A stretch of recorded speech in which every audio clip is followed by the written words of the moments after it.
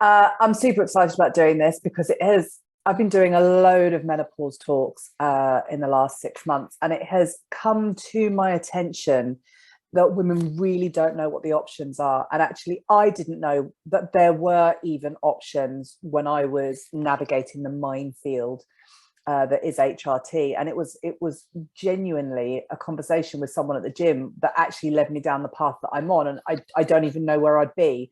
So I kind of have this feeling at the moment with talking about menopause. I'm doing loads and loads of talks, like I said, and I'm doing them in the back rooms of pubs that are really smoky. I'm being invited to all of these menopause groups all around sort of South Coast.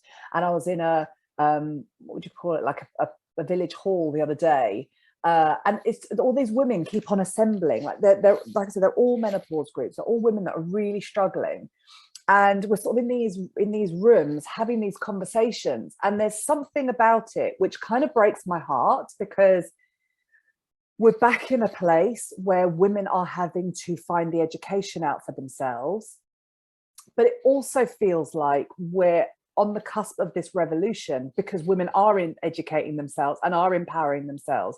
And with all of the stuff that Davina McCall's doing and how so much is starting to come into mainstream media, we are on the brink of this revolution. And I am really hoping actually that seminars like this are completely redundant by the time my daughter is going through menopause, because this should be standard education. We should know what the options are. That's my slight rant.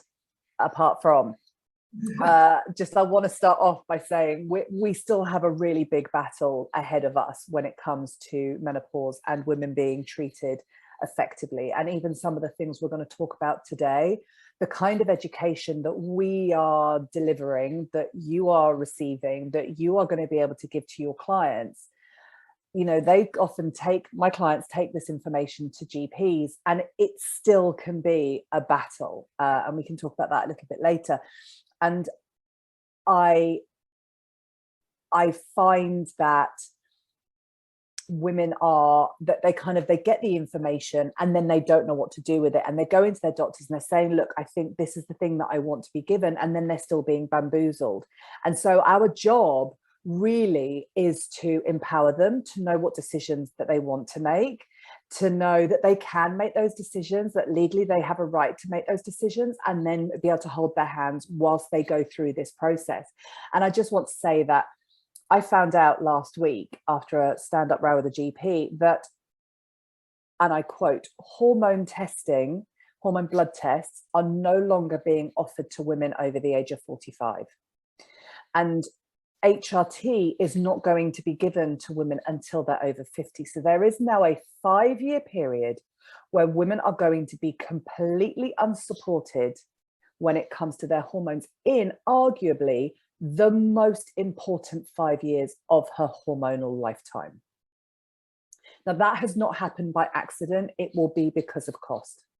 And so it is even more important that we know this information and we can help people to spot their symptoms and actually go and make the demands. Because the good thing is, on the back of this, that if they are sort of really, really struggling with symptoms and they're empowered to know this information, then there is actually a chance that they can get the HRT that they need, or the support. If they decide not to go down that road, they could get the support that they're looking for, be it with herbal or, you know, whatever.